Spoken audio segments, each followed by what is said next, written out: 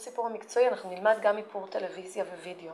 באיפור טלוויזיה, למה זה נראה לי טבעי? אני לא מתרגשת מלאפר גבר, כי מי שעובד בטלוויזיה ומי שמאפר לקולנוע, מאפר גם גברים כדי לעבור מצלמה.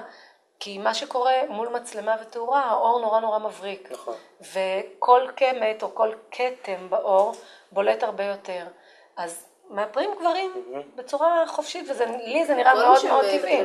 לאפר לטלוויזיה או לוידאו, זה איפור בסגנון קצת אחר. אמנם המוצרים הם פחות או יותר אותם מוצרים, למרות שעכשיו בגלל ה-high definition, בגלל הצילום החד יותר והמסכים החדים יותר, עברו לחומרים מיוחדים. יש חומרי איפור שמיועדים לטלוויזיה, כן, ל-high definition, ל-HD. אבל מה למשל, איזה סוג של איפור שלנו? הרבה יותר דק. מה שקורה בגלל הרזולוציה הגבוהה, כן, הכל נראה הרבה יותר כבד.